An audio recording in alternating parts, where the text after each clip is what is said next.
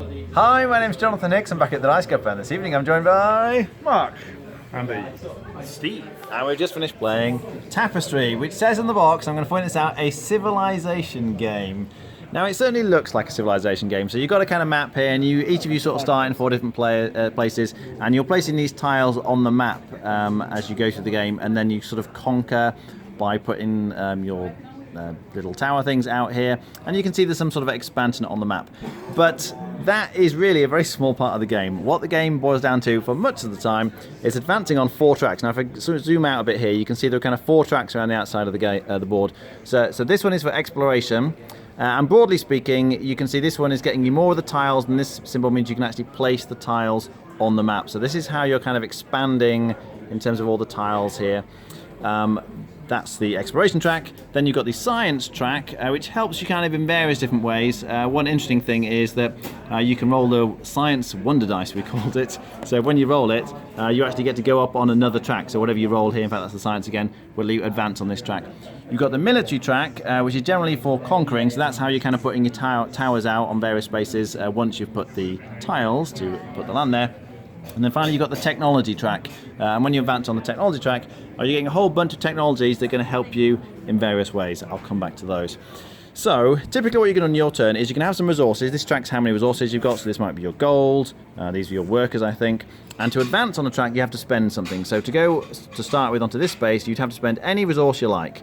But once you advance onto the higher levels, you'd have to spend a food and any resource you like. And you can see the cost to advance to these higher levels, where the results are getting better, are getting more expensive. So typically on your turn, you spend a resource and you advance on a particular track. And you can pick any track you like as long as you've got the matching resources. So most of the time you're just advancing on tracks and getting the stuff. Now I'm not going to go through all the symbology here. You can see there's lots and lots of different things. You can get warp gates near the end here. But just broadly speaking, as you can see, this is getting the tiles, that's your conquering, and this is getting your tech cards and things.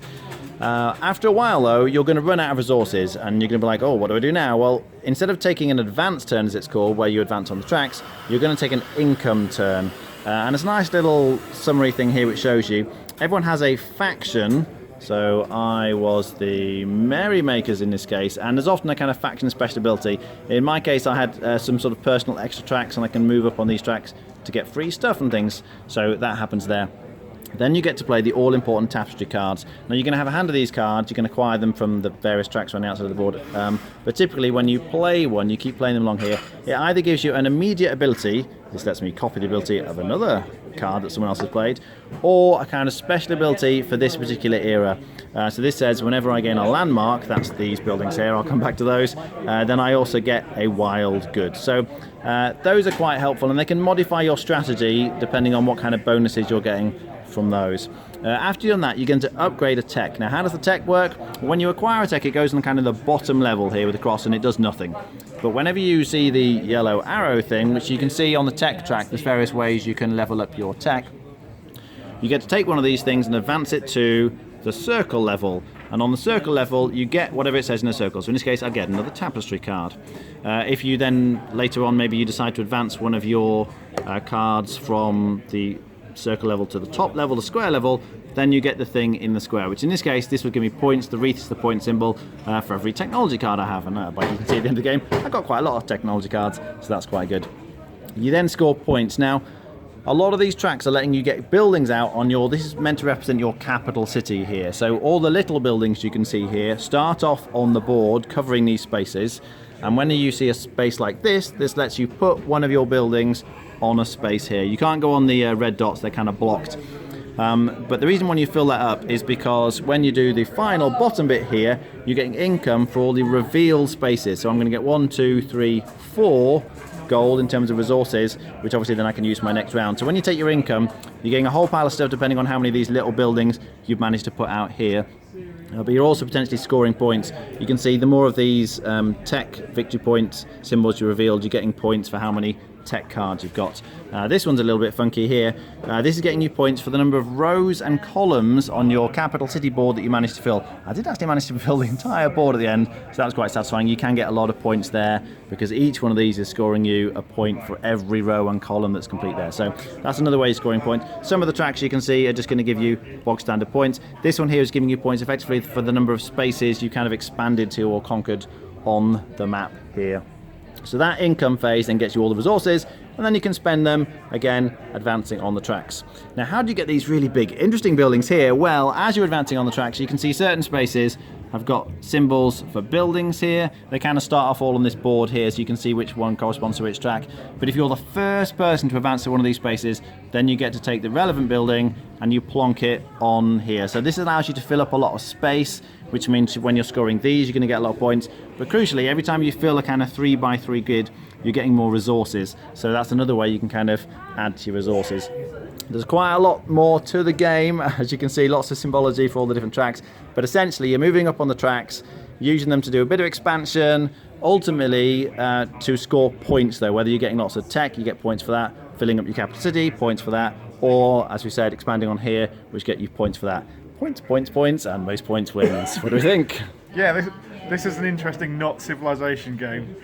I think for the game, actually, I wish it wasn't a civilization game because I'd really like civilization games, and going to it hoping it to be that was a bit of a knock. It's got theme, but it's barely there. The production quality is excellent. The idea of going up the tracks is quite good because you do feel part of the race, and they are very different. Each of the spaces often give you different things, but you're working towards some end goal that has some representation towards what you're doing. There's a hell of a lot of variation in the game with the different tapestry cards, the player, like initial race powers, and just all the technologies going through, which are quite good. I like the way that the scoring builds up. I think we'll probably say like Russian Railroads is right, is the fact you will always do better every scoring phase than you did previously. So you do feel like, oh, I'm moving to the future, I'm getting more points and doing better and gaining the goods from for all the hard work you've done throughout the game getting to that point. I've got a massive negative though, is the fact it is way too swingy for my liking. I'm on Massacre of second this game, but I got heavily done. I wouldn't say done in, but I didn't get the benefits other people are getting purely because of the tapestry cards that I drew, and to some extent my player power. It's not like I could have done anything about that. It wasn't like I could have played the game better, taken different options. Well, I suppose I could have instantly tried to get more tapestry cards, but probably by that point it was already too late. I kind of already needed them in my hands at the right time, and it's quite hard early on to get a lot of tapestry cards. They kind of come to you in different patches throughout the game, and I think with that a Euro game, and this is a Euro game, not a civilization game.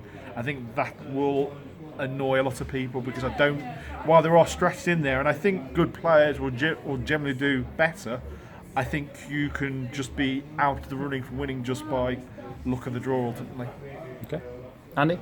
Yeah, sort of what Mark said is what I was thinking as well. When I first heard of this game, I was a little bit put off by the lack of civilization in a civilization game. It's like, because the technologies they're just cards with a name that give you some bonuses. There's no technology tree. I like a Civ game to have some form of tech tree that you need to build something before you get something else. In this, you can be a maker of fire that has been in round one, but invent vaccines or invent radio to its first level. It doesn't really make a huge amount of sense.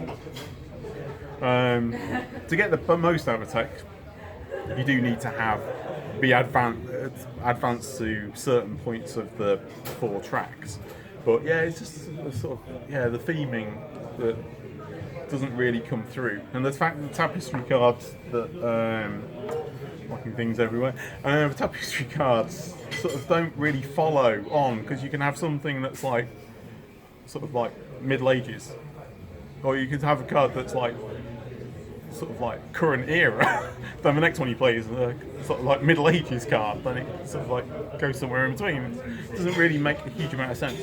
Other than that, the game is really like a point salad. There's lots of ways of scoring points. But it is a little bit too swingy. I'd probably play it again, but I wouldn't be in any hurry to play it again. I think the way I started this was maybe wrong, I don't know, but I sort of also felt that the tapestry cards I got weren't that great. I think everybody else got this era or Tapestry card that lets you gives you like an ongoing bonus for things you do in that era. All mine were when played, so it was just like a one-shot bonus. I did have advantage of my race let me activate other people's Tapestry when played cards, but that if everybody gets this era cards, you might not be able to activate that much either.